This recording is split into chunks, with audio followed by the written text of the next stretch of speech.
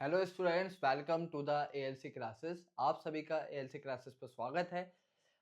जैसे कि आप लोग जानते हैं कि हम लोगों का आपका बैच चल रहा है फॉर क्लास 11th एंट्रेंस, और उसके अंदर हमारा आपका जो चैप्टर है मेटल एंड नॉन मेटल वो कंप्लीट हो चुका है बहुत अच्छे तरीके से। और ये हमारा क्या है, प्रैक्टिस सेशन है। तो हम लोग आपका प्रैक्टिस सेशन स्टार्ट करने जा रहे हैं। और लास्ट लेक्चर हमने आपका कोरिजन के बारे में पढ़ाया था कि टार्निशिंग क्या होता है, ये सब चीजें हमने आपकी डिस्कस की थी। तो आज का लेक्चर में हमारा टारगेट है आपके question practice AMU JMI 11th entrance के, और आपके बोर्ड में भी आपके क्वेश्चन बहुत ज़्यादा इंपॉर्टेंट है। आपका बोर्ड का पेपर भी हो सकता है, कुछ लोगों का हो। तो बोर्ड में भी आप ये क्वेश्चन अगर देख के जाएंगे तो उम्मीद है कि इससे कोई ना कोई एमसीक्यूज जो केमिस्ट्री वाले सेक्शन में आएगा ही आएगा। तो पहला क्वेश्चन आपका क्या कह रहा है, क्वेश्चन को देखते हैं। Silver article become black on prolong exposure to air, it is due to the formation of. ये कह रहा है कि आपका जो सिल्वर है, एक्चुअल में सिल्वर क्या है, आपका बहुत ही नॉन रिएक्टिव एलिमेंट है, लेस रिएक्टिव एलिमेंट है। सिल्वर अपने नेटिव स्टेट में ही मिलता है। सिल्वर का कोई और नहीं होता है कि भाई जैसे हमने बात की थी मीडियम रिएक्टिविटी के एलिमेंट आपके सिल्वर, मीडियम रिएक्टिविटी जैसे आपका मरकरी हो गया, मरकरी सल्फाइड हो गया, इस तरीके से मतलब लो रिएक्टिविटी में भी मरकरी था तो मरकरी सल्फाइड की फॉर्म मिल रही थी, जिंक कार्बोनेट मिल रहा था मीडियम रिएक्टिविटी में। और अगर हाई रिएक्टिव एलिमेंट जैसे सोडियम के क्लोराइड सोर्स मिल रहे थे, पोटेशियम के क्लोराइड सोर्स मिल रहे थे, तो ऐसा नहीं होता सिल्वर के साथ। बट सिल्वर के साथ क्या होता है एक्चुअल में, जब सिल्वर आपका एनवायरनमेंट के एक्सपोजर में रहता है तो एनवायरनमेंट के अंदर आपके हाइड्रोजन सल्फाइड गैस आपकी प्रेजेंट होती है, जो कि आपके मॉइस्ट फॉर्म में होती है, और कुछ आपका ऑक्सीजन प्रेजेंट होती है। तो होता क्या है, जब ये आपकी रिएक्शन करेगी, सिल्वर का कलर क्या होता है भाई, ग्रेइश टाइप कलर होता है सिल्वर का। सिल्वर का कलर होता है आपका ग्रेइश टाइप, ठीक है। सिल्वर का आपका कलर होता है ग्रेइश टाइप, ठीक है, या सिल्वरिश कह सकते हो। और ये आपका यहाँ पे फॉर्मेशन हो जाती है सिल्वर सल्फाइड प्लस वाटर की। और ये सिल्वर सल्फाइड जो होता है आपका, ये सिल्वर सल्फाइड जो होता है ब्लैक कलर का होता है। ये आपका ब्लैक कलर का होता है। सिल्वर सल्फाइड आपका कैसा होता है, ब्लैक कलर का होता है। ब्लैक कलर का आपका होता है। और ये हम it's a tarnishing of silver भी कह सकते हैं। ये आपका सिल्वर आपका टार्निश हो गया, इसके ऊपर एक लेयर बन जाती है पटीना, या फिर और काफी सारे नामों से हम जानते हैं। तो silver hydrogen sulphide, hydrogen sulphide आपके काय के सोर्स है, सल्फर के सोर्स है। तो सिल्वर आपका सल्फाइड के साथ, आपका हाइड्रोजन सल्फाइड के साथ एक कर रहा है, और क्या बना रहा है, सिल्वर सल्फाइड की फॉर्मेशन कर रहा है। Silver nitride, silver oxide, silver sulphide, यही है। Ag3n की फॉर्मेशन नहीं होती क्योंकि हमारा S2S होता है। तो आपका ऑप्शन नंबर आपका सी हमारा क्या हुआ, करेक्ट हुआ। ऑप्शन नंबर आपका सी करेक्ट हुआ। कॉपर के केस में क्या बनाएगा, कॉपर के केस में क्या बनाएगा बताएं। कॉपर के केस में बनता है copper plus carbon dioxide react करता है तो कॉपर कार्बोनेट बनता है। और कॉपर कार्बोनेट किस कलर का होता है, आपका ब्लू कलर का होता है, ब्लू नहीं ग्रीन कलर का होता है। कॉपर कार्बोनेट आपका किस कलर का होता है, कॉपर कार्बोनेट की फॉर्मेशन होती है, कॉपर कार्बोनेट आपका ग्रीन कलर का बनता है। ये मैंने आपको एडिशनल बात बता दी, और ये क्वेश्चन भी आपको देखने को मिल सकता है। अगर सिल्वर का ना मिले तो कॉपर का देखने को मिल जाएगा। अगले क्वेश्चन की तरफ बढ़ते हैं।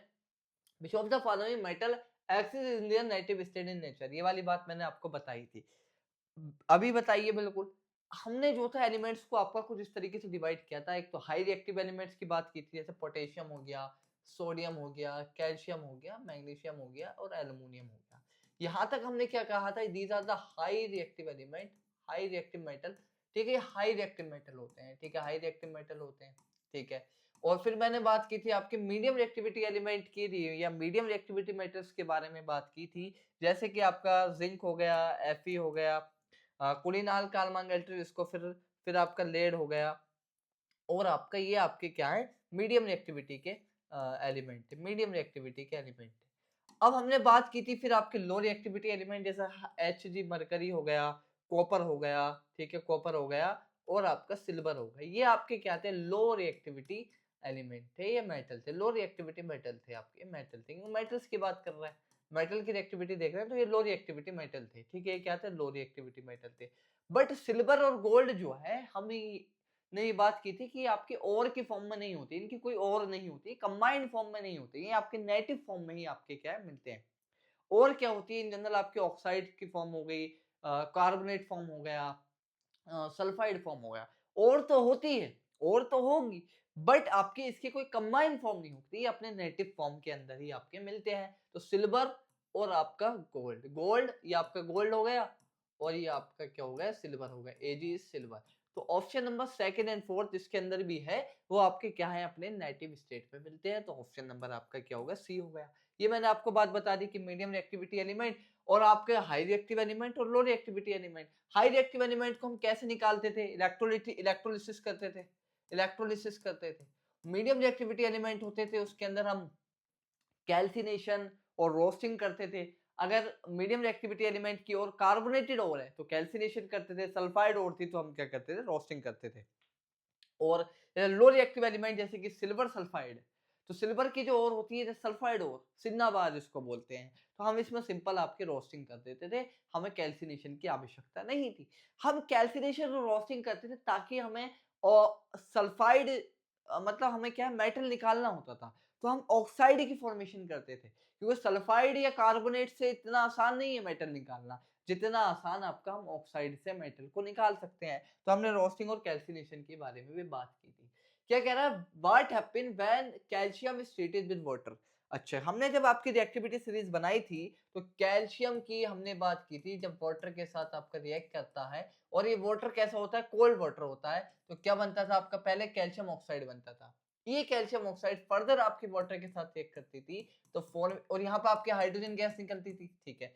ये फर्दर आपकी H2O के साथ रिएक्ट करता था और यहाँ फॉर्मेशन होती थी कैल्शियम हाइड्रोक्साइड की।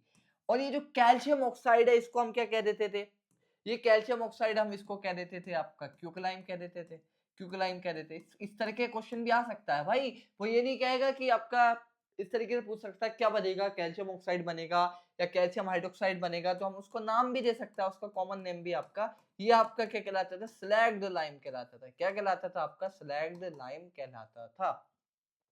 तो क्या कह रहा है, it does not react with water, नहीं भाई, मेटल का मेटल प्लस वाटर, मेटल का ऑक्साइड प्लस हाइड्रोजन बनता है, फर्दर मेटल का ऑक्साइड आपका वाटर के साथ रिएक्ट करके मेटल का हाइड्रोक्साइड बन रहा है। तो पहली बात तो आपकी गलत हो गई कि वाटर के साथ आपका रिएक्ट नहीं करता। भाई पोटेशियम सोडियम कैल्शियम बहुत हाईली रिएक्टिव मेटल है। भाई पोटेशियम सोडियम तो ऑक्सीजन के साथ रिएक्ट कर रहे थे, कैल्शियम भी कर रहा था बट थोड़ा स्लो रिएक्ट कर रहा था। पोटेशियम सोडियम आपके कोल्ड वाटर के साथ भी रिएक्ट कर रहे थे और कैल्शियम भी रिएक्ट कर रहा था बट थोड़ा स्लो रिएक्ट कर रहा था as compare to sodium and potassium.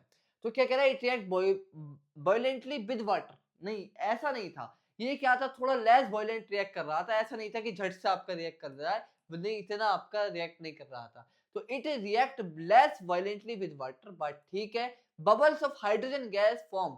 अब ये जो हाइड्रोजन गैस निकल रही थी, जो आपका अभी कैल्शियम अनरिएक्टिव कैल्शियम था उसके साथ आपका बाइंड कर कर उसके ऊपर आपकी एक कवर टाइप बना दे रही थी, और आपकी किस चीज में मदद कर रही थी, कैल्शियम को फ्लोट होने में, पानी में फ्लोटिंग में आपकी मदद कर रही थी, क्योंकि वो कैल्शियम के सरफेस पे स्टिक हो जाएगी, हाइड्रोजन निकल रही है कैल्शियम के सरफेस पे स्टिक हो जाएगी।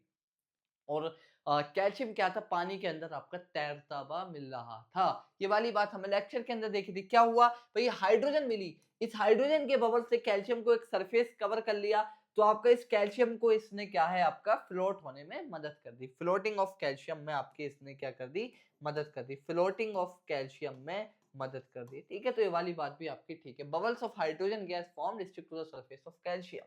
तो आपका थर्ड एंड फोर्थ जिसके अंदर भी है, देखो फर्स्ट वाला जिसके अंदर है वो तो होने का नहीं है, ठीक है, वो तो होने का नहीं है। It react violently with water, वो तो नहीं है। अब फोर्थ वाला जिसमें है वो होने के चांसेस हैं, तो इस हिसाब से हमारा क्या आया, आपका ऑप्शन नंबर आपका डी आया, ऑप्शन नंबर डी आया।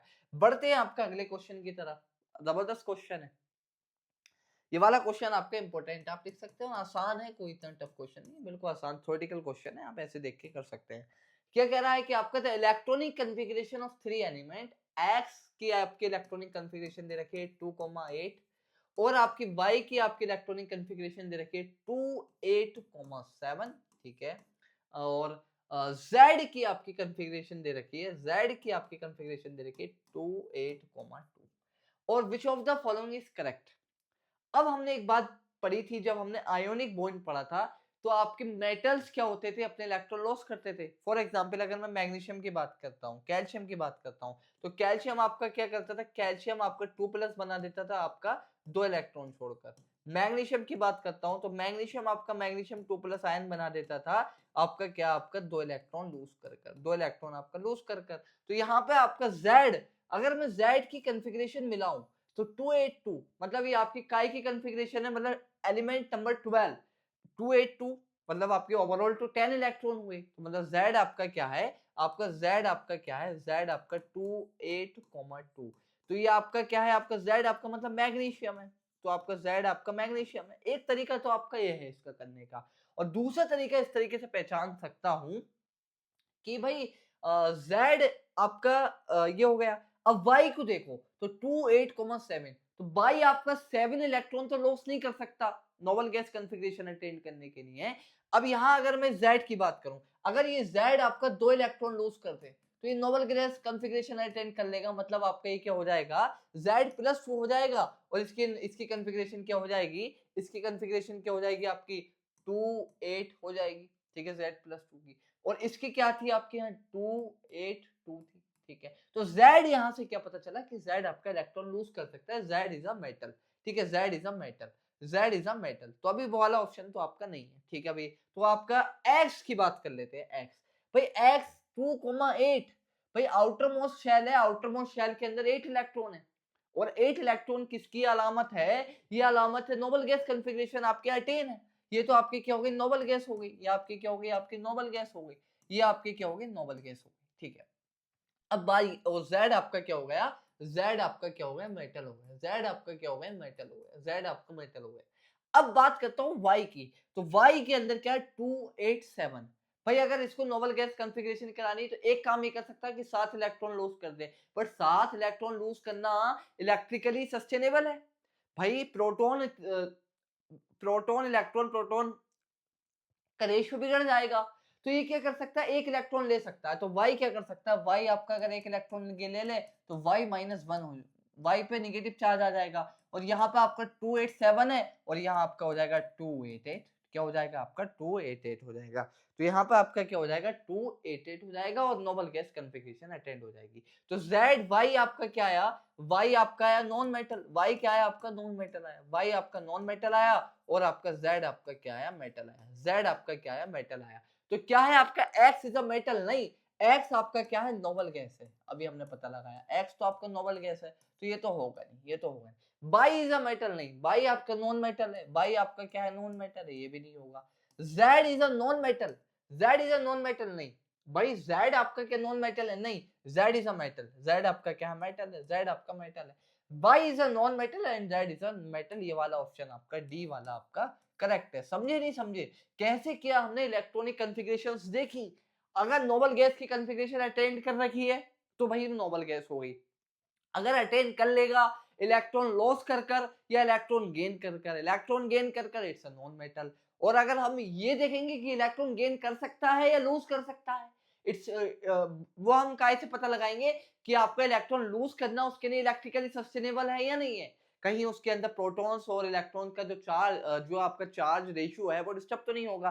फॉर एग्जाम्पल अगर किसी इलेक्ट्रॉन के पास अगर अगर मैं आपका 22 से 7 इलेक्ट्रॉन निकलवा देता तो क्या होता, आपके 17 इलेक्ट्रॉन 17 प्रोटॉन बचते और 10 इलेक्ट्रॉन बचते, there is a huge difference. But in case of Z अगर 2 इलेक्ट्रॉन जा रहे हैं तो भाई 10 इलेक्ट्रॉन बच रहे हैं और 12 प्रोटॉन बच रहे हैं, तो यहाँ पे एक रेशियो आपका ठीक ठाक है, इधर से 10 लोग खींच रहे हैं, उधर से भी 12 लोग खींच रहे हैं, कोई दिक्कत नहीं है। बट इधर से 10 खींचे, इधर से 17 खींचे, मतलब इधर से दुगने खींच रहे हैं, और इधर से आपके 10 लोग खींच रहे हैं, इधर से 20 लोग, लगभग 20 लोग खींच रहे हैं, तो ये आपका डिस्टर्बेंस हो गया, तो ये इलेक्ट्रिकली सस्टेनेबल नहीं है। तो आपका क्या है, और उसका नेचर भी नहीं है, क्योंकि भाई एक इलेक्ट्रॉन लेकर फॉर एग्जांपल अगर कोई आदमी है, वो अगर स्टेबिलिटी उसकी लाइफ में आ सकती है एक रुपया देकर या 7 रुपए, 1 रुपया लेकर या 7 रुपए देकर, तो भाई वो 1 रुपया लेना चाहेगा, 7 रुपए थोड़ी देगा। अगर वो कहीं ऐसी सिचुएशन में फंस गया कि उसकी लाइफ में स्टेबिलिटी आ रही है, वो एक तरीके से कि 7 रुपए दे दे या 1 रुपया ले ले, तो भाई 1 रुपया लेना पसंद करेगा, 7 रुपया देना थोड़ी पसंद करेगा कोई भी होएगा। तो आपका तो Z आपका Y क्या है, नॉन मेटल है, और आपका Z is a metal, Z is a metal. अगले क्वेश्चन की तरफ पढ़ते हैं। Galvanization is a method of protecting from rusting by coating with a thin layer of zinc, ठीक है, हम जिंक की लेयर करते हैं, काय के ऊपर करते हैं भाई, Fe के ऊपर जिंक की लेयर चढ़ा दी, ठीक है, Fe के ऊपर या स्टील के ऊपर, ठीक है, इसके ऊपर हमने जिंक की लेयर चढ़ा दी, जो कि आपकी कोरोजन से हमें प्रिवेंशन में मदद करती है।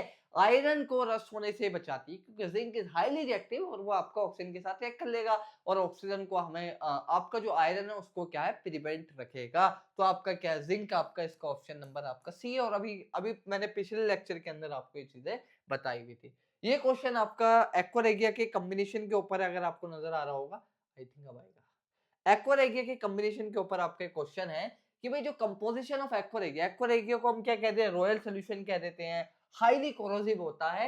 It is used for the dissolution of silver और गोल्ड। सिल्वर और गोल्ड इतने लेस रिएक्टिव हैं कि वो किसी भी एसिड के साथ रिएक्ट नहीं करते, तो आपके काय के साथ रिएक्ट कर लेते हैं। It's a mixture of concentrated aqua regia के अंदर जो आपका कॉम्बिनेशन होता है, एक्वारेगिया के अंदर जो कॉम्बिनेशन होता है concentrated HCl is to concentrated HNO3 और इसका रेशियो होता है आपका 3:1। 3:1। अब आप कैसे याद रखेंगे कि HCl का 3:1 होता है, मतलब HCl 3 टाइम्स होता है, नाइट्रिक एसिड आपका 1 टाइम्स होता है।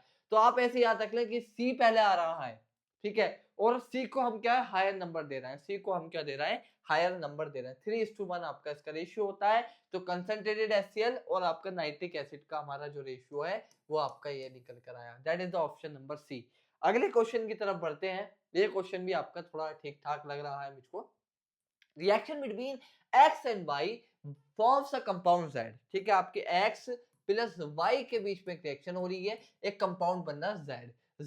X loss electron and Y gain electron. मतलब X आपका मान लो कुछ इलेक्ट्रॉन आपका मान लो कुछ इलेक्ट्रॉन आपके लूज कर रहा है और आपका Y क्या है आपके कुछ इलेक्ट्रॉन आपके मान लो गेन कर रहा है। मैं एक इलेक्ट्रॉन मान लेता हूँ, ठीक है, Y माइनस और यहाँ मान लो एक इलेक्ट्रॉन लूज कर रहा है, X आपका इलेक्ट्रॉन लूज कर रहा है।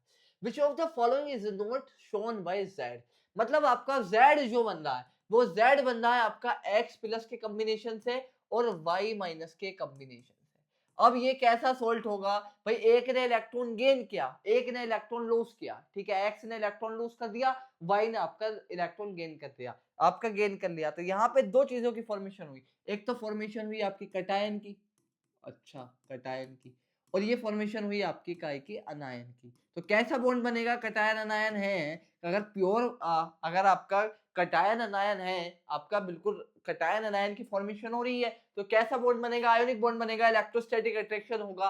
और इसके अंदर अगर मैं बात करूं इसकी which property is not shown by Z, तो भाई अगर मैं बात करूं एक्स बाई क्या है आपका इक्वल टू जेड बनेगा, एक्स बाई कंपाउंड बनेगा कोई आपका, एक्स बाई आपका क्या बनेगा, कोई आपका सब्सटेंस बनेगा, दैट इज अ जेड। तो एक्स बाई के बीच में कैसा बॉन्ड होगा आपका, आयोनिक बॉन्ड होगा, यानी आपका ये जेड क्या होगा आपका एक आयोनिक कंपाउंड होगा। और आयोनिक कंपाउंड की प्रॉपर्टीज बताई थी। आयोनिक कंपाउंड का एक तो मेल्टिंग पॉइंट हाई होता है, बॉइलिंग पॉइंट हाई होता है, सॉलिड स्टेट के अंदर आपकी इलेक्ट्रिकल कंडक्टिविटी शो नहीं करते। भाई मेल्टिंग पॉइंट और बॉइलिंग पॉइंट क्यों हाई होता है, क्योंकि भाई इसके अंदर इलेक्ट्रोस्टैटिक फोर्स ऑफ अट्रैक्शन बहुत ही स्ट्रॉन्ग फोर्सेस हैं। इस स्ट्रॉन्ग फोर्सेस को ओवरकम करने के लिए पहले मुझे हीट देनी होगी, तब जाके आपका मेल्ट होगा या बॉयल होएगा। बात समझे नहीं समझे? तो पहले क्या है, मुझको इसके इस इलेक्ट्रोस्टैटिक फोर्स ऑफ अट्रैक्शन को ओवरकम करने के लिए मुझे आपकी फोर्सेस की रिक्वायरमेंट होगी। तो क्या क्या प्रॉपर्टी ये शो नहीं करेगा, it has high melting point, बात सही है, तो ये वाली बात तो आपकी होगी नहीं। हमसे पूछा कौन सी प्रॉपर्टी नहीं शो करेगा, इसका मेल्टिंग पॉइंट लो होता है, नहीं, इसका मेल्टिंग पॉइंट आपका हाई होता है, इसका मेल्टिंग पॉइंट, तो ये वाली बात ही आपकी पकड़ी गई। और इस क्वेश्चन को तो आप ऐसे भी सोल्व कर सकते हैं, भाई दो ऑप्शन है, एक में कह रहा हाई और एक में कह रहा लो, तो क्या सवाल हुआ, कुछ भी नहीं हुआ है, तो इसका आंसर आपका क्या हुआ, बी हो गया, बी। और अगर मैं बात करूं आयोनिक सॉलिड्स की बात करूं, तो आयोनिक सॉलिड्स की मैंने बात की थी। आयोनिक सॉलिड्स आपके क्या होते हैं, आयोनिक सॉलिड्स आपके क्या होते हैं, आयोनिक सॉलिड, आयोनिक सॉलिड है, आयोनिक कंपाउंड, आयोनिक क्या होते हैं आपके, आयोनिक क्या होते हैं, आयोनिक कंपाउंड की बात करूं तो ये आपके आयोनिक आयोनिक कंपाउंड कैसे होते हैं आपके, सॉलिड फॉर्म में होते हैं, मतलब क्रिस्टलाइन फॉर्म में होते हैं। कैसे होते हैं आपके, क्रिस्टलाइन फॉर्म में होते हैं, क्रिस्टलाइन फॉर्म में आपके देखने को मिलते हैं, क्रिस्टलाइन फॉर्म में, कोई इसके अंदर आपके कंपाउंड नहीं होता, मतलब कहने का मकसद है कोई मॉलिक्यूल नहीं होता, कोई मॉलिक्यूलर फॉर्म नहीं होती, इसकी आपकी क्रिस्टलाइन फॉर्म होती है, 3D ज्योमेट्री होती है कि भाई आपका एफसीसी होगा या बीसीसी होगा, इट्स हैविंग सम ज्योमेट्री और कोई लेटेस्ट पैरामीटर इसके आपके होते हैं। तो मतलब एक तो ये हुआ सॉलिड फॉर्म में हुआ, और मैंने एक बात ये भी बताई थी कि जो आयोनिक सॉलिड्स होते हैं वो आपके सॉलिड स्टेट में, आयोनिक सॉलिड आपके सॉलिड स्टेट में नो कंडक्टिविटी ऑफ इलेक्ट्रिसिटी, ठीक है, आपकी सॉलिड स्टेट में आपकी नो आयोनिक सॉलिड आपकी कंडक्टिविटी शो नहीं करेंगे अगर वो सॉलिड स्टेट में, शो कंडक्टिविटी मेल्टिंग इन मोल्टन स्टेट, ठीक है, शो कंडक्टिविटी इन मोल्टन स्टेट, या फिर अगर पोलर सब्सटेंस के अंदर अगर आपके डिसॉल्व है। फॉर एग्जांपल अगर मैंने नमक लिया NaCl, आपका एक आयोनिक सॉलिड है, आयोनिक सब्सटेंस है, आयोनिक कंपाउंड है, आयोनिक सब्सटेंस है, तो अगर मैं इसको पानी के अंदर डिसॉल्व करूंगा तो कंडक्टिविटी शो कर देगा, या फिर उस NaCl को मैं हीट करके उसकी मोल्टन फॉर्म में ले आऊं तो जब भी आपकी कंडक्टिविटी शो कर देगा। शो इलेक्ट्रिकल कंडक्टिविटी इन मोल्टन स्टेट, या आपका इलेक्ट्रिकल कंडक्टिविटी इन मोल्टन स्टेट, या फिर अगर वो पोलर सब्सटेंस के अंदर अगर है, या आपके और प्रेजेंट इन पोलर सब्सटेंस, मतलब आपका पोलर सब्सटेंस और प्रेजेंट इन पोलर सब्सटेंस, जैसे कि आपका पानी के अंदर अगर आयोनिक सॉलिड मैंने डिसॉल्व कर दिया तो it will dissociate into ions Na plus and Cl minus, K plus plus Cl minus, क्योंकि आपके ये आयोनिक सॉलिड्स जो होते हैं आपके क्या होते हैं, पोलर सॉलिड, पोलर सब्सटेंस होते हैं, तो लाइक डिसॉल्व लाइक, तो polar will dissolve in water, क्योंकि water is also polar, and it will dissociate into Na plus and Cl minus, and it show the electrical conductivity in water also. But in case of only solid, for example मैं NaCl ले लूं, ना पानी ना कुछ, तो ये conductivity show नहीं करेगा। और अगर मैं इसको मोल्टन स्टेट में ले जाऊं, इसका मैं लावा बना लूं, तो it will show conductivity also. तो कंडक्ट स्टेट मोल्टन स्टेट बात सही है, अगर सॉलिड, बट हमारा बी वाला ऑप्शन आपका क्या है, गलत है, लो मेल्टिंग पॉइंट आपका नहीं होता। 1000 डिग्री के आसपास आपका बॉइलिंग पॉइंट और मेल्टिंग पॉइंट आपका होता था NaCl का, ठीक है, हमने बात की थी।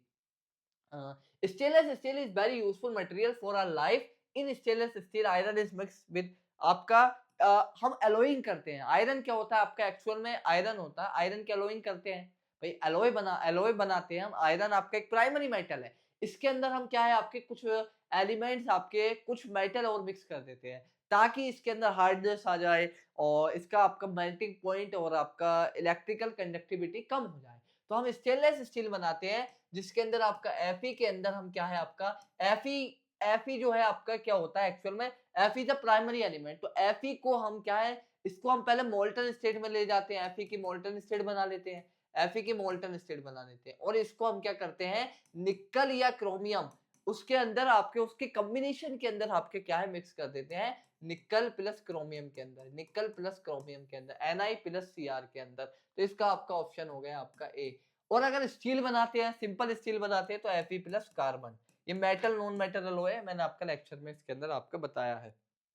अगला क्वेश्चन क्या कह रहा है, metal are refined by using different method. जैसे मैंने शुरुआत में बताया, हाई रिएक्टिव मेटल आपके इलेक्ट्रोलिसिस से निकलते हैं, मीडियम रिएक्टिविटी मेटल आपके कैल्सिनेशन, रोस्टिंग, फिर उसका हम रिडक्शन करते हैं, और अगर मैं बात करूं जो लो रिएक्टिविटी मेटल है उसके अंदर हम रोस्टिंग करते हैं। तो क्या कह रहा है, which of the following metal refined by electrolytic refining. अच्छा, किसको हम आपका रिफाइन करते हैं बाय इलेक्ट्रोलाइटिक रिफाइनिंग, तो हमने आपकी रिफाइनिंग पढ़ी थी, अगर हमने बात की थी कॉपर की हमने बात की थी, कॉपर की इलेक्ट्रोलाइटिक रिफाइनिंग की थी, प्योर कॉपर लिया था, उसकी इलेक्ट्रोलाइटिक रिफाइनिंग की थी, ठीक है, कॉपर की थी, एक तो कॉपर की थी, तो सेकंड वाला आ जाएगा जिसके अंदर भी है, ठीक है। और हम सोडियम हो गया, सोडियम की इलेक्ट्रोलाइटिक रिफाइनिंग करते हैं, सोडियम की भी आपके हम क्या करते हैं, इलेक्ट्रोलाइटिक रिफाइनिंग करते हैं। सोडियम की NaCl है भाई, तो NaCl का एक तो इलेक्ट्रोलाइटिक, इसको तो हम डायरेक्टली आपका मोल्टन स्टेट लेते हैं और इसका हम क्या करते हैं, इलेक्ट्रोलिसिस करा देते हैं, आपका सोडियम मिलता है, सोडियम प्लस मिलता है आपका,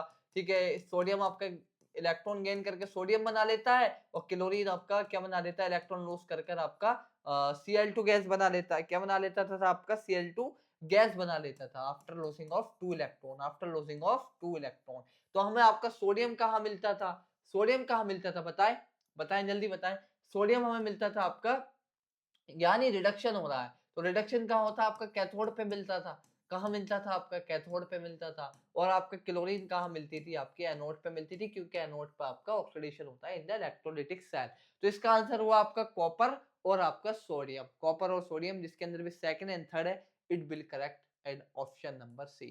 तो हमें आपका एक तो इलेक्ट्रोलाइटिक रिफाइनिंग हो गया, और हम उसको कॉपर के केस में क्या होता है, एक हम प्योर एनोड लेते हैं, मतलब आपका एनोड लेते हैं और आपका कैथोड लेते हैं, तो एक इम्प्योर वाला पार्ट हम क्या रखते हैं, आपका एनोड का रखते हैं, और आपका प्योर वाला पार्ट हम काय का रखते हैं, कैथोड का रखते हैं। तो आपका कैथोड पे क्या होता है, जो इम्प्योर वाला कॉपर होता है, इम्प्योर वाला कॉपर होता है, इम्प्योर वाला कॉपर, उसमें से आपके कॉपर 2 प्लस जो हमने इलेक्ट्रोलाइट लिया उसके अंदर डिसॉल्व होते हैं और it will move towards the cathode and get the electron at the cathode, ठीक है। और आपका कॉपर 2 प्लस इलेक्ट्रॉन गेन करेगा, कॉपर की फॉर्मेशन हो जाएगी और वो कॉपर आपका कैथोड पर डिपॉजिट होने लगता है। इसी वजह से कैथोड को हम पतला भी लेते हैं एज कंपेयर टू एनोड। और एनोड और जो आपका कॉपर इम्प्योरिटीज थी जिनकी डेंसिटी हाई थी, वो आपके कहाँ डिपॉजिट हो जाती है, एट द एनोड, जिसको हम एनोड मड भी कहते हैं। ये आप लेक्चर में देख सकते हैं, हमने बहुत ही डिटेल में डिस्कस किया है। अगला क्वेश्चन क्या है, generally non metal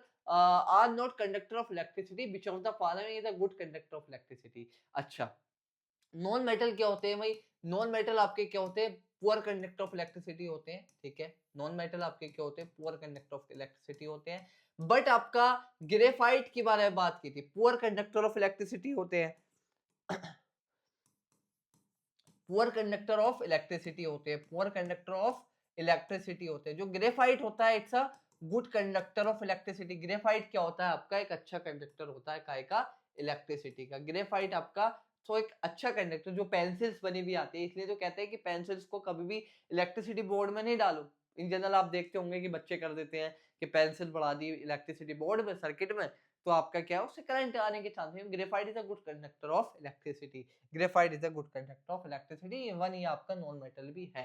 which of the following is not a ionic compound. भाई आयोनिक कंपाउंड नहीं है। अगर आपको आयोनिक कंपाउंड पहचानना है, तो आयोनिक कंपाउंड पहचानना है पहली बात, तो आयोनिक कंपाउंड के अंदर एक होता है मेटल और एक होता है नॉन मेटल। जैसे पीछे देखा है, इसके अंदर मेटल प्लस नॉन मेटल होगा, प्लस आपका नॉन मेटल होगा, तो आपका आयोनिक कंपाउंड होगा। और अगर हमें पोलर मतलब आयोनिक नहीं है, अगर हमें क्या कोवलेंट कंपाउंड पहचानना है, क्या पहचानना है आपका, कोवलेंट कंपाउंड। अगर मुझे पहचानना है कोवलेंट कंपाउंड, कोवलेंट कंपाउंड, तो इसके अंदर आपके क्या होते हैं, दोनों ही आपके नॉन मेटल होते हैं, दोनों ही आपके क्या होते हैं, non metal plus non metal की फॉर्मेशन से आपके बनते हैं। नॉन मेटल इन जनरल आपका ऐसा देखने पे मिलता है, नॉन मेटल प्लस आपके नॉन मेटल के आपके होते हैं। तो भाई KCl एक मेटल है, दूसरा नॉन मेटल है, तो भाई ये क्या हुआ, ये आपके तो आयोनिक हो गया, तो ये तो होगा नहीं, तो इसे तो काट दो, KCl को तो काट दो, KCl को तो काट दो, KCl को काट दो, ठीक है, KCl को, ठीक है, KCl को तो आप क्या है, काट दो, KCl तो होगा नहीं, ठीक है, KCl तो होगा नहीं, ये तो होगा नहीं। HCl, hydrogen is non metal and chlorine is non metal, ठीक है। नॉन मेटल मतलब आपका कोवेलेंट, आयोनिक नहीं है, आयोनिक आपका नहीं है। CCl4, carbon is non metal, chlorine is non metal, तो आपका क्या हुआ, ये भी आपका आयोनिक नहीं है, तो ये वाले दोनों हो जाएंगे। NaCl, sodium is metal, chlorine is non metal, तो ये आपका आयोनिक है, ये दोनों आपके क्या आयोनिक है। और ये आपके क्या है, ये दोनों आपके क्या है, कोवलेंट है, ये दोनों आपके क्या है, कोवलेंट है। तो सेकंड एंड थर्ड आपके क्या है, कोवलेंट है, सेकंड एंड थर्ड आपके क्या है, कोवलेंट है, सेकंड एंड थर्ड आपके क्या है, कोवलेंट है। अगला क्वेश्चन क्या है, which of the following are obtained by the electrolysis of their chloride in molten state. बताइए, ये मैंने अभी पीछे बताया, हाई रिएक्टिव एलिमेंट जैसे सोडियम हो गया, या फिर आपका कैल्शियम हो गया, पोटेशियम हो गया, अप टू आपका अप टू आयरन, ठीक है। अगर मैं बात करूं कुड़ी, नाल, कार, मांगे, अल्टो, मतलब अप टू आपका एल्यूमिनियम, अप टू आपका एल्यूमिनियम, ये आपके हाई रिएक्टिव एलिमेंट होते हैं, अप टू आपका एल्यूमिनियम। तो ये आपके क्लोराइड की फॉर्म में हो सकते हैं, ऑक्साइड्स की फॉर्म में हो सकते हैं। तो ये वाले सारे आइटम्स, ये वाले सारे जो मेटल्स हैं, इनको हम इलेक्ट्रोलिटिक इलेक्ट्रोलिसिस के द्वारा इनको हम क्या करते हैं, एक्सट्रैक्ट करते हैं, इलेक्ट्रोलिसिस करते हैं और इनका एक्सट्रैक्शन आपका होता है। Which of the following obtained metal are obtained by the electrolysis of their molten state? तो सोडियम हो जाएगा और आपका क्या होएगा, कैल्शियम होएगा, सोडियम भी है और आपका क्या होगा, कैल्शियम होएगा। Fe तो भाई मीडियम रिएक्टिविटी एलिमेंट है और Fe की दो और मिलती है। Fe की आपकी क्या है, आपकी Fe is a medium reactivity element, इसकी आपकी कार्बोनेटेड हो रहा है या सल्फाइड हो रहा है, तो हम उसके हिसाब से आपका देखेंगे।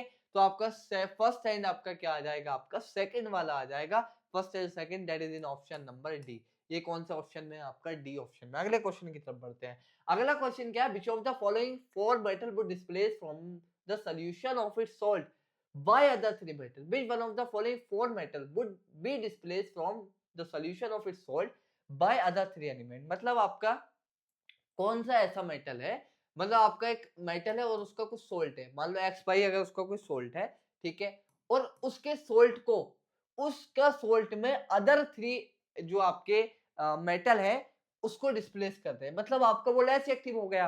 वो आपका क्या होगा, लेस एक्टिव हो गया। क्वेश्चन को बहुत संभाल के पढ़ें। Which one of the following 4 metal, in 4 metal में से would be displace from the solution of its salt by other 3 metal, मतलब आपके 3 मेटल आपके ऐसे हैं जो उस चौथे मेटल को उसके सोल्ट से आपका डिस्प्लेस करते हैं। हमने ये वाली रिएक्शन पढ़ी थी, नहीं पढ़ी थी भाई? अगर फॉर एग्जांपल आपका A प्लस BC आपका बना रहा था AC प्लस आपका B, तो मतलब आपका क्या, A is more reactive than B, ये वाली बात थी। A is more reactive than B, तो ये वाली कंडीशन आपकी यहाँ होनी चाहिए, A is more reactive than B, मतलब आपका जो मेटल है वो आपका ज्यादा रिएक्टिव होगा तो वो आपका लेस एक्टिव वाले मेटल के सोल्ट को डिस्प्लेस कर देगा। A is more reactive than B। तो अगर मैं बात करूं तो मैं यहाँ लिख देता हूँ आपकी रिएक्टिविटी सीरीज, कुड़ी, नाल, कार, मांगे, अल्टो, जिसको, जिसको फिर लेकर हम चले, मथुरा, साथ, सिल्वर एंड गोल्ड। अगर मैं बात करूं, देखो भाई मैग्नीशियम और इससे ऊपर का कोई एलिमेंट यहाँ नहीं दे रखा है, ठीक है, तो मैग्नीशियम सबसे ज्यादा रिएक्टिव हुआ, मतलब मैग्नीशियम आपका इसके सोल्ट को भी, इसके सोल्ट में से भी एजी निकाल देगा। जिंक का अगर कोई सोल्ट है, मान लो सिल्वर क्लोराइड है, अगर मैं मान लेता हूं कि मैग्नीशियम प्लस आपका सिल्वर क्लोराइड, मैग्नीशियम प्लस आपका सिल्वर क्लोराइड AgCl, ठीक है, AgCl, तो यहाँ क्या बनेगा, आपका मैग्नीशियम क्लोराइड बन जाएगा, ठीक है, सिंपल बन जाएगा मैग्नीशियम क्लोराइड, और प्लस आपका सिल्वर आपका बाहर निकल जाएगा। तो आपका यहाँ पे ये वाली प्रोसेस हो सकती है। अगर मैं बात करूं इस तरीके से 22 वर्षा देखूं, अगर Ag और अगर कोई मैग्नीशियम का साल्ट है तो ये वाली प्रोसेस तो नहीं होगी, ये तो लेस एक्टिव है, ये तो होने का नहीं है, ठीक है, तो होने का नहीं है। अगर मैं बात करूं जिंक, पहले मैंने मैग्नीशियम का सोल्ट ले लिया और मैंने उस सारे मेटल्स के साथ आपका डिस्प्लेस करके देखा, तो भाई कोई भी सोल्ट ऐसा नहीं है जो इसको डिस्प्लेस कर पाए, क्योंकि सारे आपके सारे लेस एक्टिव। अगर फॉर एग्जांपल मैं मैग्नीशियम का सोल्ट ले लूं, मैग्नीशियम क्लोराइड ले लिया मैंने मानो, और मैं इसको आपका सिल्वर के साथ रिएक्ट करूं या AU के साथ रिएक्ट करूं या जिंक के साथ रिएक्ट करूं, तो कोई रिएक्शन आपके नहीं देखने को मिलेगी, क्योंकि वो सारे आपके लेस एक्टिव है, there is no reaction. But in case of silver chloride, silver chloride, अगर मैं सिल्वर क्लोराइड सोल्ट लेता हूं, क्या लेता हूं मैं, सिल्वर क्लोराइड का सोल्ट ले लिया, ठीक है, मैंने ये ले लिया, भाई मैग्नीशियम के साथ तो रिएक्ट, मैग्नीशियम सिल्वर क्लोराइड को डिस्प्लेस कर रहा है, ठीक है, और आपका जिंक भी डिस्प्लेस कर देगा और आपका कॉपर भी डिस्प्लेस कर देगा। कॉपर भी देखो भाई सिल्वर से ज्यादा रिएक्टिव है, जिंक भी ज्यादा रिएक्टिव है, तो आपका क्या आएगा, इसका आंसर हमारा आएगा सिल्वर। अब अगर मैं मान लो जिंक क्लोराइड ले लूं, ठीक है, अगर मैं जिंक क्लोराइड ले लूं तो भाई मैग्नीशियम डिस्प्लेस कर देगा बट आपका सिल्वर नहीं करेगा, तो हमारे अदर 3 मेटल भी डिस्प्लेस करने चाहिए, तो बट अदर 3 तो आएंगे नहीं, वो तो कम हो जाएंगे, कॉपर भी नहीं करेगा। और अगर मैं कॉपर क्लोराइड ले लूं, भाई मैग्नीशियम तो डिस्प्लेस कर देगा, जिंक भी डिस्प्लेस कर देगा कॉपर क्लोराइड में से कॉपर को, बट सिल्वर नहीं करेगा, तो इसका आंसर आपका क्या आएगा, बी। तो इस तरह के क्वेश्चंस में हम क्या देखते हैं, less reactive element, less reactive metal को हम देखते हैं, लेस रिएक्टिव मेटल को देखेंगे। किसको देखेंगे, आपके लेस रिएक्टिव मेटल को देखेंगे, काय को देखेंगे, आपके लेस रिएक्टिव मेटल को देखेंगे, सिंपल। आप क्या करो, लेस रिएक्टिव मेटल देख लो, क्योंकि जो सोल्ट है, मैंने बात बताई नहीं, अगर आपका वो रिएक्शन हो रही है, डिस्प्लेसमेंट रिएक्शन हो रही है, तो A is more reactive than B होना चाहिए। मतलब जो सोल्ट है, जिस मेटल का अगर सोल्ट है, तो उस मेटल का सोल्ट उस मेटल का सोल्ट आपका अदर मेटल जो है उनसे आपका डिस्प्लेस हो जाना चाहिए, वो मेटल आपका सोल्ट से, आपका अपने सोल्ट में से आपका डिस्प्लेस हो जाना चाहिए। तो हम यहाँ क्या देखेंगे, आपका लेस रिएक्टिव मेटल को देखेंगे, क्या देखेंगे, आपका लेस रिएक्टिव मेटल को देखेंगे। जबरदस्त क्वेश्चन है, इसको आप करें, जो मैंने अभी बताया था आपको, जो मैं थ्योरेटिकली ऐसे आपको बोल के बताया था। It's electrolytic refining of copper, ठीक है, देखो ये क्या है, आपकी इलेक्ट्रोलिटिक रिफाइनिंग ऑफ कॉपर, यहाँ हमने आपकी बात की थी। अब हमने बात की, एक तो पहली बात क्या है, इट इज इलेक्ट्रोलिटिक रिफाइनिंग। तो इलेक्ट्रोलिटिक रिफाइनिंग अगर हम करते हैं, इलेक्ट्रोलिटिक रिफाइनिंग करते हैं, मतलब हम क्या यूज कर रहे हैं, इलेक्ट्रोलिटिक सेल यूज कर रहे हैं। तो इलेक्ट्रोलिटिक सेल का कन्वेंशन ये कहता है कि एनोड आपका पॉजिटिव होगा, एनोड आपका पॉजिटिव होगा, और आपका कैथोड आपका क्या होगा, निगेटिव होगा, कैथोड आपका निगेटिव होगा। तो एनोड जिसके अंदर भी आपका पॉजिटिव है, तो वो वाला आपका ठीक हो जाएगा।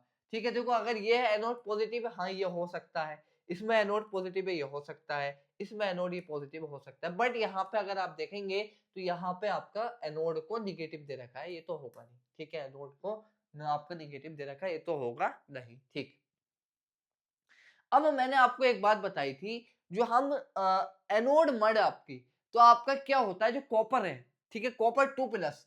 अब हम एक चीज और जानते हैं कि एनोड पे होता है आपका रिडक्शन, एनोड पे होता है आपका ऑक्सीडेशन, एनोड पे होता है आपका क्या, एनोड पे क्या होता है आपका ऑक्सीडेशन, और कैथोड पे क्या होता है आपका रिडक्शन। कैथोड पे क्या होता है आपका, कैथोड पे क्या होता है आपका रिडक्शन होता है, रिडक्शन होता है। तो कॉपर 2+ जो है, कॉपर 2+ जो है उसका मूवमेंट किधर होना चाहिए, कैथोड की तरफ होना चाहिए, क्योंकि वो इलेक्ट्रॉन गेन करेगा। तो कॉपर 2+ का यहाँ मूवमेंट देखेंगे तो यह कैथोड की तरफ है, ठीक है। यहाँ देखेंगे तो यहाँ भी कैथोड की तरफ है, ठीक है। यहाँ देखेंगे तो यह कैथोड से एनोड की तरफ जा रहा है, तो ये वाला ऑप्शन तो गलत हो गया भाई। यहाँ पे तो इलेक्ट्रॉन डेफिशिएंट है पहले से, ठीक है, तो यहाँ पे तो आपका नहीं है। और एक चीज हम ये भी जानते हैं कि जो हम एनोड लेते हैं it is of the impure copper. हम ये वाली बात जानते हैं कि एनोड जो होता है इम्प्योर कॉपर का होता है, उसमें से कॉपर 2+ निकलता है और कैथोड की तरफ आपका जाता है, ठीक है, कैथोड की तरफ जाता है, कैथोड की तरफ आपका जाता है, ठीक है, कैथोड की तरफ आपका जाता है, कैथोड की तरफ आपका जाता है, ठीक। अब यहाँ पे एक चीज क्या है, एक चीज अगर आप गौर से देखेंगे कि कॉपर 2+ आपका एनोड से किधर जा रहा है, आपका कैथोड की तरफ जा रहा है, कैथोड की तरफ आपका जा रहा है। यहाँ देखेंगे तो आपका क्या है, कॉपर 2+ आपका कैथोड की तरफ जा रहा है, और यहाँ पर भी आपका क्या है, कैथोड।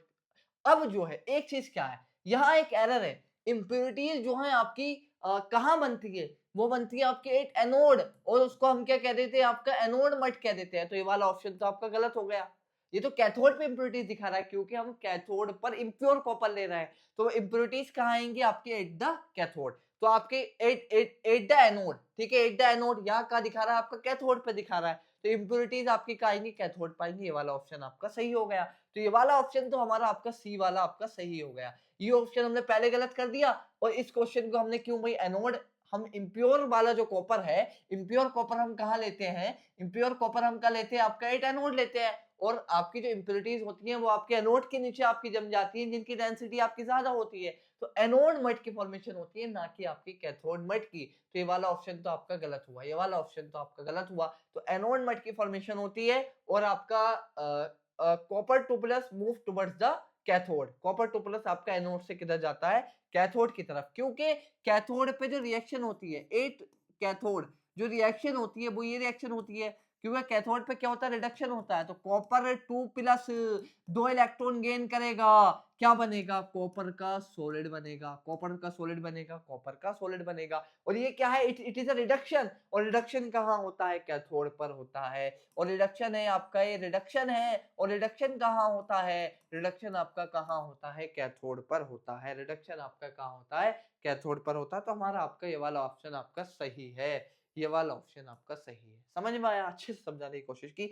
यहाँ दो कंसेप्ट लगे, anode for sorry electrolytic cell के लिए एनोड आपका पॉजिटिव होता है, कैथोड आपका नेगेटिव होता है।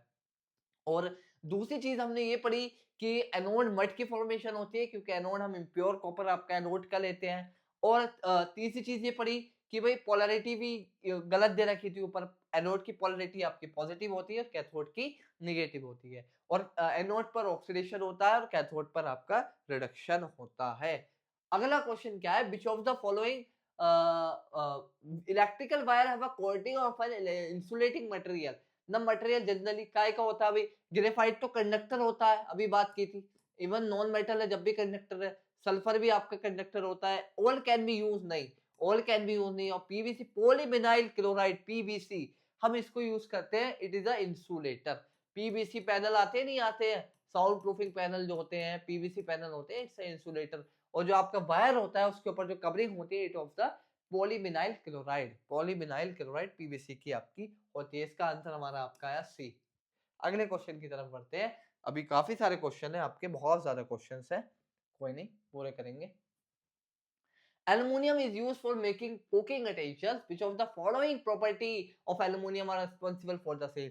इसके ऊपर तो मैंने शॉर्ट्स भी डाली है अपने चैनल पर, अगर आप देखेंगे एएलसी पर आपकी शॉर्ट्स भी पड़ी हुई है, क्यों होती है? आपकी पहली चीज में खाना बना रहे हैं, ठीक है? खाना बनाने में आपके खाना बना रहे हैं तो इलेक्ट्रिकल कंडक्टिविटी का कोई लेना देना नहीं है। भाई करंट थोड़ी लगाना है हमें, ठीक है? तो काट दो। डक्टिलिटी कोई हमें तार थोड़ी बनाना है, नहीं। और आपकी थर्मल कंडक्टिविटी जितनी अच्छी उसकी कंडक्टिविटी होगी, जितनी अच्छी हीट आपकी उसके अंदर आपकी डिस्ट्रीब्यूट होगी, इट्स अ थर्मल कंडक्टिविटी। जितनी अच्छी, जितनी जल्दी, और आपका अगर थर्मल कंडक्टिविटी अच्छी होगी तो हम आपका बर्तन बनाएंगे, क्योंकि एल्युमिनियम आपका मेटल है और मेटल की आपकी थर्मल कंडक्टिविटी बहुत ज्यादा अच्छी होती है। एल्युमिनियम इज अ मेटल और मेटल की आपकी थर्मल कंडक्टिविटी अच्छी होती है और इसका मेल्टिंग पॉइंट भी हाई होता है। अगर फॉर एग्जांपल मेल्टिंग पॉइंट लो होता, भाई अगर बहुत ज्यादा लो होता, वो तो स्टोव गैस स्टोव पर रखते और वो पिघल जाता, किस काम का रहता? कोई काम का नहीं रहता। तो इसीलिए हमने क्या, गुड थर्मल कंडक्टिविटी और मेल्टिंग पॉइंट और डक्टिलिटी और गुड इलेक्ट्रिकल कंडक्टिविटी हो सकती है अच्छी, बट यहाँ पे हमारा मकसद है कि हमें क्या बनाना है, कुकिंग यूटेंसिल बनाना है, ना कि आपका हमें इलेक्ट्रिकल कोई कंडक्टिविटी उसके अंदर देख रही है। हाँ, एल्युमिनियम के तार आते हैं, इलेक्ट्रिकल वायर्स आते हैं, बट आपकी इसकी इलेक्ट्रिकल कंडक्टिविटी अच्छी होती है, बट यहाँ पे किस वजह से कुकिंग यूटेंसिल बनाने के लिए क्या चीज रेस्पॉन्सिबल है? That is a good thermal conductivity और हाई मेल्टिंग पॉइंट। तो फर्स्ट एंड फोर्थ आपका है ऑप्शन नंबर आपका डी। अगले क्वेश्चन की तरफ बढ़ते हैं। क्या कह रहा है? Which of the following statement is incorrect for magnesium metal? Magnesium metal के लिए कौन सा स्टेटमेंट गलत है? पहला क्या कह रहा है? It burn in oxygen with a dazzling white flame. बात सही है भाई, मैग्नीशियम आपका बर्न करता है ऑक्सीजन के प्रेजेंस में। तो पहले चैप्टर से पढ़ते हुए आ रहे हैं भाई, पहले चैप्टर से पढ़ते हुए आ रहे हैं। या व्हाइट कलर का एशेस बनते हैं, मैग्नीशियम आपका बर्न करता है with a dazzling white flame. ये वाली बात सही है, लेकिन आपका यहाँ पूछा इनकरेक्ट, तो ये तो होगा नहीं। It react with cold water to form magnesium oxide and evolve hydrogen gas। अब आपका जो कोल्ड वाटर के साथ रिएक्ट कर रहे थे, हमने बात की थी पोटेशियम, सोडियम, कैल्शियम। मैग्नीशियम आपका रिएक्ट करता था विद हॉट वाटर। मैग्नीशियम आपका काय के साथ रिएक्ट करता था?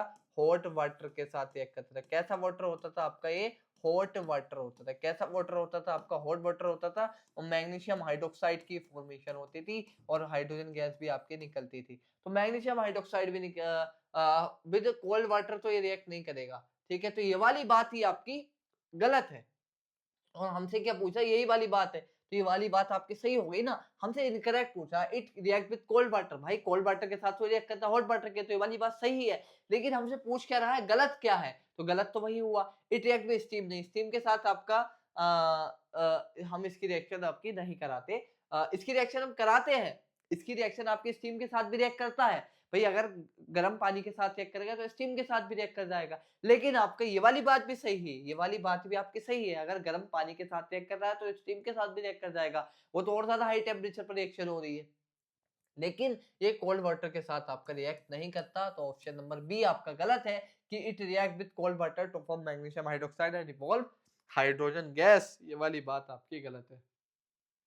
The ability of metal to be drawn into the wire, simple ductility, ठीक है? वायर, मेटल को आपका वायर में और शेड्स में कन्वर्जन आपका मेलिबिलिटी और सोनोरिटी, साउंड की वजह से, कंडक्टिविटी, इलेक्ट्रिकल कंडक्टिविटी की वजह से।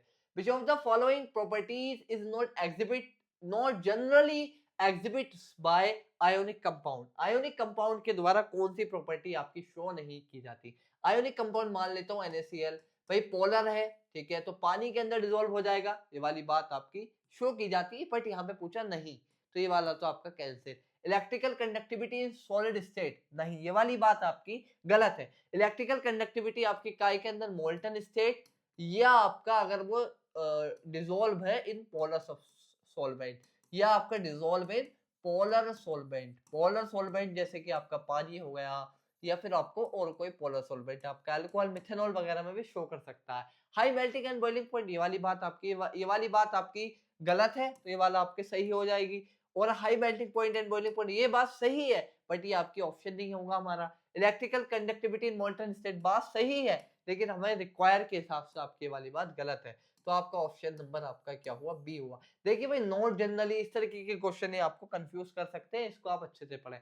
Generally metal are solid in nature, which of the following metal is found in liquid state at room temperature? भाई मरकरी है, और गैलियम और सीजियम की भी मरकरी तो आपका लिक्विड एट रूम टेम्परेचर होता ही है, ठीक है? लिक्विड होता है एट रूम टेम्परेचर। और गैलियम और सीजियम की भी बात की थी, गैलियम और सीजियम उनका मेल्टिंग पॉइंट आपका बहुत ज्यादा लो होता है। अगर वो 25-30 डिग्री हमारी बॉडी टेम्परेचर के बराबर टेम्परेचर अगर आ जाए 37 डिग्री सेल्सियस के आसपास, तो इट विल मेल्ट। उसका भी मेल्टिंग पॉइंट बहुत कम होता है, और आपका इसका तो बहुत ही कम है। मरकरी का ये आपका लिक्विडेट रूम टेम्परेचर आपके देखने को मिलती है। Which of the following property is not shown by metals, metals के द्वारा कौन सी प्रॉपर्टी शो नहीं की जाती? इलेक्ट्रिकल कंडक्शन शो किया जाता है, तो गलत हो गया। सोनोरस इन नेचर, भाई मेटल्स आपका अगर लोहा है उसको टक टक बजाऊं, देखो अगर मैं बजाऊं इसको, ये आपकी मेटेलिक है, आवाज आ रही होगी आपको, तो ये तो आपका सोनोरस इन नेचर ये भी होते हैं। भाई डक्टिलिटी वायर में भी करते हैं, तो ये ऑप्शंस तो गलत हो गए, मतलब आपकी नोट पूछ रहा है ना, तो आपकी डलनेस, मेटल आपके डल थोड़ी होते हैं, मेटल तो बहुत ज्यादा शाइनी ज्वेलरी मेटल्स की बनती है, सिल्वर देख लो, गोल्ड देख लो, आयरन देख लो, और भी चीजें देख लो, और आपका कॉपर देख लो, ये तो बहुत ज्यादा आपका लस्ट्रस होते हैं, ये आपके डल कहाँ होते हैं।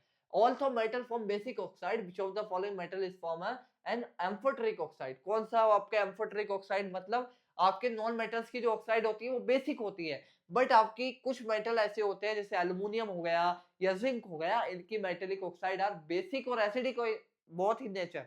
अगर आपका एसिड आ गया तो बेस की तरह बिहेव करते हैं, और अगर बेस आ गया तो एसिड की तरह बिहेव करते हैं।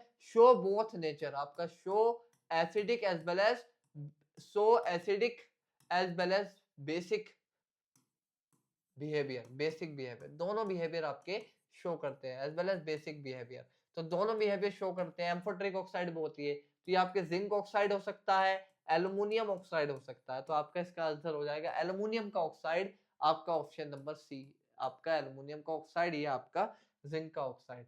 एन एलॉय, आपका एलॉय क्या होता है? एलॉय इज अ, हमने बात की थी लेक्चर्स के अंदर भी, अब भी बता देता हूं, alloy is a homogeneous mixture, metal plus metal mix करके बना सकते हैं, metal plus non metal mix करके बना सकते हैं। मेटल आपके दो भी हो सकते हैं, दो से ज्यादा भी हो सकते हैं, मेटल और नॉन मेटल मिक्स करके आपका हम एक मिक्सचर बनाते हैं, और वो मिक्सचर कैसा होता है? होमोजेनियस मिक्सचर होता है। थ्रू आउट द मिक्सचर आपका composition is same, through out the mixture is an element नहीं, इट्स अ मिक्सचर, कोई सिंगल एलिमेंट थोड़ी होता है, सिंगल एलिमेंट थोड़ी होता है, नहीं एलिमेंट नहीं, या कंपाउंड, भाई कोई इसके बीच में कोई बॉन्ड फॉर्मेशन नहीं होती, इट्स अ फिजिकल प्रोसेस। ठीक है, क्या है आपका? फिजिकल प्रोसेस है, ना कि आपका कोई कंपाउंड बनेगा, फिजिकल प्रोसेस है अलोइंग। अलोइंग एक फिजिकल प्रोसेस है भाई, अलोइंग क्या है आपकी? एक फिजिकल प्रोसेस है। अ होमोजेनियस मिक्सचर, हाँ ये वाली बात आपकी सही है, ऑप्शन नंबर सी। हेट्रोजेनियस आपका नहीं होता, हेट्रोजेनियस आपका नहीं होता। If copper is kept open in air, it slowly is shining brown surface and a green coating, it is due to the formation of copper। अब शुरुआत में बात बताई है कि copper plus carbon dioxide, copper का कार्बोनेट, देखो मैं कह रहा था नहीं क्वेश्चन हो सकता है, कि इस तरह के क्वेश्चन आपका हो सकता है, मैंने आपको शुरुआत में ही बताया था। देखो ये वाली बात मैंने आपको बताई थी कि कॉपर का केस भी आपको देखने को मिल सकता है, ग्रीन कोटिंग होती है भाई, देखो ये वाली बात बताई थी, और क्वेश्चन आगे आ ही गया, आगे क्वेश्चन आ ही गया, आगे आ ही गया। और ये सब क्वेश्चन भाई बहुत ज्यादा बार रिपीट हुए, एएमयू जेएमआई हर कहीं, और इवन अब भी भाई क्वेश्चन सारे आपके रिपीट होते हैं। कॉपर प्लस कार्बन डाइऑक्साइड क्या बनता है? कॉपर कार्बोनेट, ये आपका कैसा कलर होता है? ब्राउन कलर होता है, और कॉपर कार्बोनेट का कलर आपका कैसा होता है? ग्रीनिश टाइप कलर होता है। कैसा होता है? ग्रीनिश टाइप होता है। तो इसका आंसर आ जाएगा copper carbonate, option number B, it is due to the formation of copper carbonate, आपका टार्निशिंग ऑफ कॉपर है। भाई इलेक्ट्रोलाइटिक सेल के जो कन्वेंशन बताए थे आ गए, देखो इलेक्ट्रोलाइटिक सेल अभी कहाँ पढ़ाया था, देखो ये वाले कन्वेंशन बताए थे मैंने आपको अभी।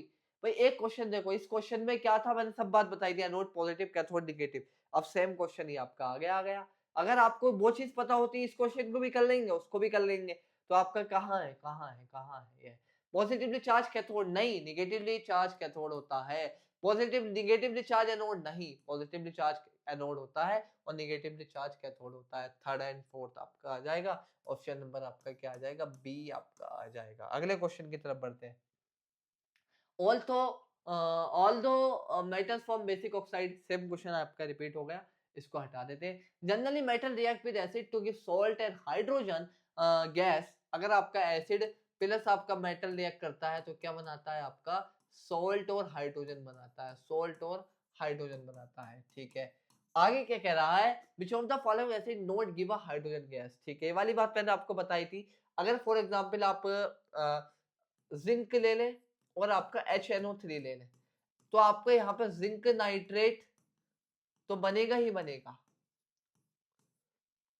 जिंक नाइट्रेट और प्लस आपका H2O बनेगा और आपका NO बन सकता है, N2O बन सकता है या NO, इनमें से कोई भी, NO2, इनमें से कोई भी एक प्रोडक्ट बन सकता है। तो क्या होता है, जो नाइट्रिक एसिड है, it's a strong oxidizing agent, जिसने जो हाइड्रोजन बनना था उस हाइड्रोजन को ऑक्सीडाइज कर दिया टू वाटर।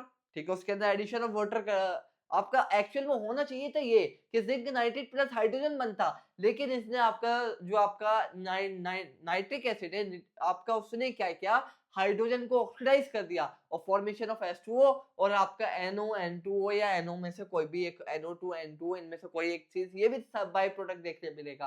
तो इसने क्या किया कि आपका जो हाइड्रोजन था, जो हाइड्रोजन बना, उसको ऑक्सीडाइज कर दिया। और ये एक्सेप्ट मैग्नीज एंड मैग्नीशियम, अगर आपका सोल्यूशन बहुत ज्यादा डाइल्यूट है तो मैग्नीज और मैग्नीशियम के केस में आपका हाइड्रोजन बन जाता है, या फिर आपका बहुत ज्यादा डाइल्यूट अगर HNO3 है तो आपका क्या देखने को मिल जाता है, मैग्नीज और मैग्नीशियम आपका ये वाली रिएक्शन शो करते हैं। बट इससे हटके जो मेटल है, जैसे जिंक हो गया या और कोई मेटल हो गया, कॉपर हो गया, तो अगर आपका क्या करते हैं ये एक्चुअल में कॉपर तो रिएक्शन में शो नहीं करेगा, कॉपर तो लेस एक्टिव है।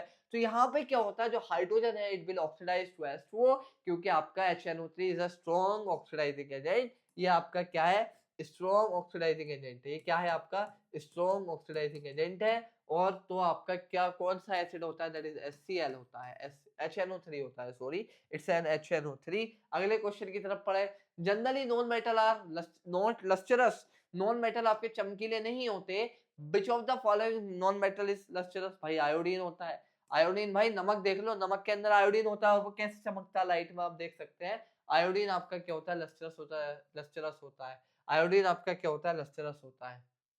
Which of the following metal not react with cold water as well as hot water, कौन सा मेटल आपका कोल्ड वाटर के साथ भी रिएक्ट नहीं करता और ना ही आपका हॉट वाटर के साथ। भाई सोडियम, पोटेशियम, सोडियम तो बहुत ज्यादा रिएक्टिव है, कोल्ड वाटर के साथ ही रिएक्ट कर जाएगा, हॉट के साथ भी रिएक्ट करेगा, कर जाएगा, हॉट के साथ भी रिएक्ट कर जाएगा अगर कोल्ड के साथ कर रहा है तो। कैल्शियम भी आपका कोल्ड के साथ रिएक्ट कर जाएगा और हॉट के साथ कर जाएगा, कोई दिक्कत नहीं है। अगर मैं बात करूं मैग्नीशियम की बात करूं, ये आपका हॉट के साथ करता है। बट अगर Fe की बात करूं, Fe आपका ना कोल्ड के साथ रिएक्ट करता, ना आपका हॉट के साथ रिएक्ट करता, ये आपका स्टीम के साथ रिएक्ट करता है। Fe आपका H2O गैसियस फॉर्म है, स्टीम जो होती है आपकी उसके साथ आपका रिएक्ट करता है और क्या बनाता है आपका Fe3O4, Fe3O4। ये क्या क्या होता है इसके अंदर, आपका Fe2O3 होता है और साथ में आपका क्या होता है, FeO होता है, और इससे मिलकर क्या बनता है आपका Fe3O4 बनता है। अगर आपका Fe रिएक्ट विद वाटर, वो भी आपका क्या है, स्टीम, ये क्या है आपकी स्टीम है। ठीक है, स्टीम है, H2O गैस आपका क्या है, आपकी ये स्टीम है। तो आपका ये आपका ऑप्शन नंबर डी आपका आ गया। क्या आ गया आपका option number D, option number D क्या आ गया आपका, option number D, option number D आपका आ गया, ऑप्शन नंबर डी। ठीक है, अगले क्वेश्चन की तरफ बढ़ते हैं। नेक्स्ट क्वेश्चन क्या है, 2 ml ऑफ HCl, अच्छा, and of concentrated HCl, nitric acid and a mixture of HCl and concentrated were taken in a test tube ABC. A small of metal was put, no change occurred in the test tube AB। अच्छा, क्या कह रहा है, देखो हमने क्या किया, एक टेस्ट ट्यूब लिया, उसके अंदर हमने आपका A टेस्ट ट्यूब लिया, एक टेस्ट ट्यूब हमने B लिया और एक टेस्ट ट्यूब हमने C लिया। इसके अंदर हमने HCl डाल दिया कंसंट्रेटेड, इसके अंदर हमने डाल दिया आपका कंसंट्रेटेड HNO3 और इसके अंदर हमने मिक्सचर डाल दिया 3:1 कंसंट्रेटेड HCl का, मतलब एक्वा रेगिया, और कंसंट्रेटेड नाइट्रिक एसिड का। ठीक है, ये हमने मिक्सचर आपका इसके अंदर ले लिया ABC। तो A के अंदर जब हमने मेटल डाला तो आपका कोई चेंज देखने को नहीं मिला, देयर इज नो चेंज। ठीक है, नो चेंज, यहाँ पे आपका कुछ भी चेंज देखने को नहीं मिला, नो चेंज। ठीक है, नो चेंज, नो चेंज। और बी में भी आपको कोई चेंज देखने को नहीं मिला। बट सी वाले में क्या मिला, जो मेटल था वो आपका इसके अंदर क्या हो गया, डिसॉल्व हो गया। मेटल आपका क्या हो गया, यहाँ आपका क्या हुआ, डिसॉल्व हो गया। मेटल यहाँ आपका क्या हुआ, सी में आपका डिसॉल्व हुआ। तो किसकी बात कर रहा है, सिल्वर की बात कर रहा है या गोल्ड की बात कर रहा है, तो यहाँ पे आपके काय की बात कर रहा है, गोल्ड की बात कर रहा है। भाई एल्युमिनियम तो आपका रिएक्ट कर जाता है ना, सिल्वर, गोल्ड और सिल्वर आपके बहुत ही लेस एक्टिव एलिमेंट होते हैं, किसी भी एसिड के साथ रिएक्टिंग करते हैं। बट अगर हमने कंसंट्रेटेड HCl और कंसंट्रेटेड नाइट्रिक एसिड का 3:1 का रेशियो ले लिया, ये हाईली कोरोसिव होता है, मेटल को आपका डिसॉल्व कर देता है, ये मेटल को आपका क्या कर देता है, डिसॉल्व कर देता है। अभी क्वेश्चन क्या कह रहा है आपका, क्वेश्चन में कह रहा है कि an element A is soft and can be cut with a knife, this is very reactive to air, can not be kept open in air, it react vigorously with water, identify the element from the following. भाई बताइए, भाई sodium की बात करूं या potassium की बात करूं, ये आपके इतने सॉफ्ट होते हैं, ये आपके इतने सॉफ्ट होते हैं कि अगर मैं इसको नाइफ से भी काटूं तो कट जाएंगे, बट इतने रिएक्टिव होते हैं, झट से आग पकड़ लेते हैं, तो इसको हम आपका खुली हवा में नहीं रख सकते, इसीलिए कैरोसिन में रखते हैं, इसीलिए आपका कैरोसिन में रखते हैं। सबसे आसान सवाल, और ये सवाल बिल्कुल आसान है आपका, बिल्कुल आसान है। मैग्नीशियम तो आपका लेस एक्टिव है, कैल्शियम की रिएक्टिविटी कम है, फास्फोरस की आपकी बहुत कम है। Which of the following non metal is liquid, बताइए। कार्बन आपका नॉन मेटल है, सॉलिड या आपका अमोर्फस फॉर्म होती है, क्रिस्टलाइन या अमोर्फस फॉर्म होती है, ये तो नहीं है। बट अगर मैं बात करूं फास्फोरस नहीं, सल्फर नहीं। ब्रोमीन आपका क्या होता है, आपका लिक्विड होता है रूम टेम्परेचर पे। ब्रोमीन की बात करूं, ब्रोमीन की बात करूं, ब्रोमीन की बात करूं, काय की बात करूं, ब्रोमीन की बात करूं। अगला सवाल क्या है, during electrolytic refining of zinc, बताइए कि जिंक कहाँ मिलती है, जिंक कहाँ मिलती है। भाई इलेक्ट्रोलिटिक रिफाइनिंग करते हैं जिंक की, वही कॉपर वाला सीन अपनाओ, ठीक है। जिंक कहाँ मिलती है, जिंक आपका, जिंक के 2+ आएंगे, 2 इलेक्ट्रॉन गेन करेंगे, जिंक मिलेगी, जिंक सॉलिड मिलेगा। एनोड पे हम क्या लेते थे, इम्प्योर कॉपर लेते थे, और कैथोड पे आपका प्योर जिंक लेते थे या प्योर कॉपर लेते थे। तो जिंक आपकी कहाँ मिलती है, आपकी 8 कैथोड मिलती है, कहाँ मिलती है, आपकी 8 कैथोड मिलती है। ये क्वेश्चन आपका अच्छा है, क्योंकि आपका इंजीनियर हम क्या इलेक्ट्रोलिटिक रिफाइनिंग ऑफ कॉपर पढ़ते हैं, जिंक की नहीं पढ़ते और दूसरे एलिमेंट्स की नहीं पढ़ते। तो ये क्वेश्चन आपका सिमिलर उसी तरीके से आप सॉल्व कर सकते हैं। Alloy is a homogeneous mixture of metal with metal, metal metal हो सकता है या नॉन मेटल मेटल हो सकता है। Which of the following alloy contain non metal as a one of its constituent, बताएं। तो आपका non metal as one of its constituent, तो आपका नॉन मेटल इसका क्या है, कंस्टिट्यूएंट होता है, स्टील के अंदर होता है Fe प्लस कार्बन होता है, कार्बन आपका 0.05% आपका इसके अंदर हम डालते हैं। ब्रास के अंदर अगर हम बात करें तो कॉपर और जिंक डालते हैं। ब्रोंज के अंदर अगर हम बात करें तो कॉपर और टिन डालते हैं। अमलगम आपका सोडियम अमलगम है, या फिर अगर कोई और अमलगम है तो उसके अंदर हम क्या डालते हैं, फॉर एग्जांपल अगर सोडियम अमलगम डाल दूं तो Na प्लस आपका क्या होता है, Hg होता है। तो दोनों मेटल मेटल है, बट आपका स्टील के केस में Fe प्लस आपका क्या होता है, कार्बन होता है। अगर ये स्टेनलेस स्टील लिख देता तो वो गलत हो जाता, क्योंकि स्टेनलेस स्टील के अंदर आपका क्या होता है, आपका Fe प्लस निकल होता है, प्लस आपका क्या होता है, क्रोमियम होता है। तो ये ऑप्शन आपका गलत हो जाता, इसी वजह से स्टील कहा है इन्हें, खाली आपका स्टेनलेस स्टील नहीं कहा। Fe प्लस आपका क्या होता है, कार्बन आपका होता है। अगला क्वेश्चन बचा है, which of the following is क्या अंडरगो अ केमिकल रिएक्शन, वही रिएक्टिविटी के ऊपर बेसिस है। एक बार फिर रिएक्टिविटी सीरीज लिख देता हूँ आपको। कुलीनाल कार मांगे अल्टो, कुलीनार कार मांगे अल्टो, अल्टो जिसको फिर लेकर, फिर लेकर हम चले, फिर लेकर हम चले मथुरा, साथ घूमे। तो ये रिएक्टिविटी सीरीज है।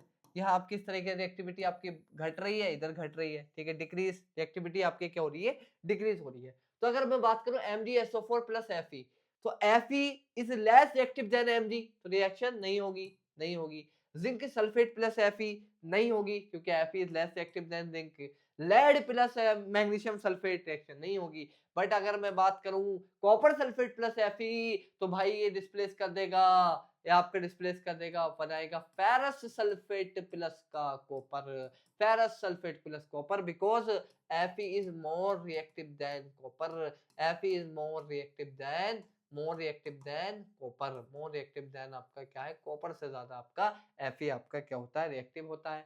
सब क्वेश्चन हो गए उम्मीद है। अच्छा भाई सारे क्वेश्चंस हो चुके हैं, हमने लगभग 40-42 क्वेश्चन कर लिए हैं और ये चैप्टर हमारा फिनिश हो गया है। और इसके अंदर हमने बहुत आपके इंपॉर्टेंट क्वेश्चन हम लोगों ने डिस्कस किए, जो क्वेश्चंस आपके आ चुके हैं बोर्ड में आपके, इवन स्पेशली हम तो जेएमआई और एएमयू को फोकस कर रहे हैं। तो ये क्वेश्चंस ऐसे हैं कि आपको सेम टू सेम क्वेश्चन देखने को मिल जाएंगे। अगर आप प्रीवियस ईयर उठाएंगे तो सेम क्वेश्चन मिल जाएगा, there is no data change, even data भी नहीं बदलेगा, सिंपल ऐसे क्वेश्चन आएगा और आप सीधा करके चले आएँगे। और इस साल भी ऐसा होएगा क्योंकि भाई एग्ज़ामिनर इवन जेईई में तो क्या कर रहा है, बिल्कुल सेम टू सेम चीज़ें रख रहा है। एग्ज़ाम्पलर से बना रहा है या कहीं से बना रहा है, ठीक है? तो पता नहीं को बिल्कुल आपका सेम टू सेम चीज़ें आपका रख रहा है। अगर आप एक कंपैरिज़न करें, आपका होमवर्क ये है कि आप प्रीवियस ईयर लें और एग्ज़ाम्पलर से कंपेयर करें। तो 100% question I will guarantee chemistry के अंदर 100% question are directly from the NCERT exemplar without any change सीधे-सीधे आपके क्या है क्वेश्चंस आपके आ रहे हैं। तो आप क्या है आपको उम्मीद है लेक्चर अच्छा लगा होगा, अगर कोई डाउट है तो आप पूछ सकते हैं और क आप एएलसी क्लासेस को ज्वाइन कर सकते हैं, दिए गए नंबर पर कॉल कर सकते हैं और टेस्ट से ज्वाइन कर सकते हैं। Thank you very much.